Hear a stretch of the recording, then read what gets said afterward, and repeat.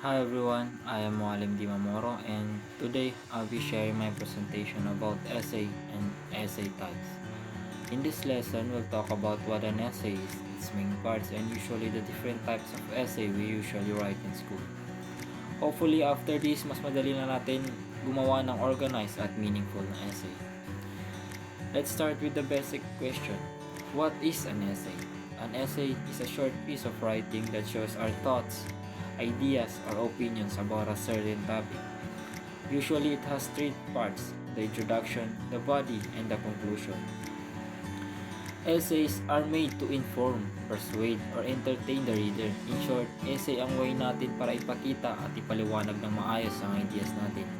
Para siyang way ng self-expression kung saan we share what we think and feel pero in an organized and logical way. Let's proceed to the parts of an essay.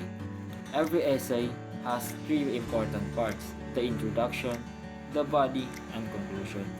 The introduction gives the topic and includes the thesis statement, which tells the main idea or the focus. The body is the main part where we explain or support our ideas using examples or facts.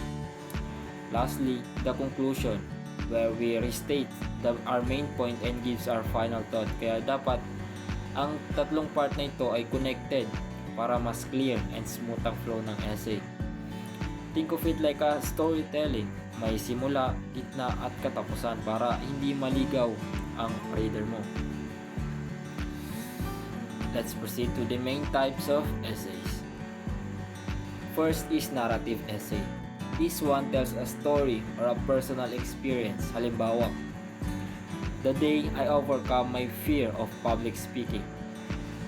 Dito, ikukwento mo kung experience mo, what happened, how you felt, and what you learned from it.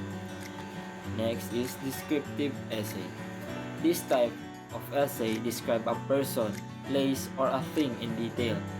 For example, my favorite spot in school. Pwede mong i-describe kung anong itsura ng lugar, ano yung atmosphere, at bakit siya special sa'yo. Third is expository essay. This explains or gives information about a topic. For example, the importance of time management for student. Sa ganitong essay, you focus on explaining facts and giving clear information, hindi opinion, kundi explanation. Fourth is persuasive essay. This one tries to convince the reader to agree with your opinion. For example, why students should be allowed to use phones in school. Dito, you share reasons and evidence para mapaniwala mo yung reader sa stand mo. And lastly, the reflective essay. This talks about your personal experience and what you learned from it. For example, what I learned from joining a school play. Sa gantong essay, you look back sa experience mo and share your lesson or realization you gained. So, bawat type ng essay may unique purpose. Pero lahat ng ito ay tinutulungan tayong mag-express ng thoughts natin clearly and creatively through writing. Aside from the main 5, meron pa tayong ibang essay types na useful lalo na sa higher level writing. Isa na dyan is yung the compare and contrast. This essay shows the similarities and difference between two things. The cause and effect essay. This explains why you show why something happens and what happened next. The analytical essay. It talks about or analyze a story, book, or film. The critical essay.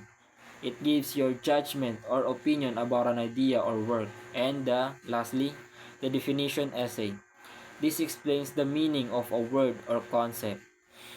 So this type of essay help us write in a deeper and more detailed way, lalo na sa academic writing. Lastly, the tips for writing a good essay.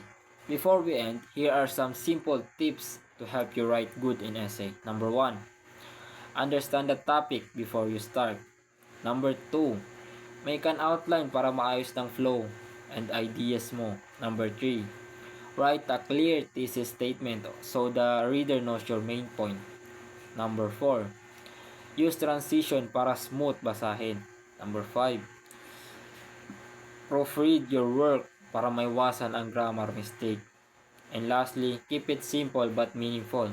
Tandaan, hindi kailangang sobrang malalim yung essay. Mas okay kung klaro, maayos at may sense yung essay mo kahit na may click. And I think that's it. That's the end of my presentation about essay and essay types.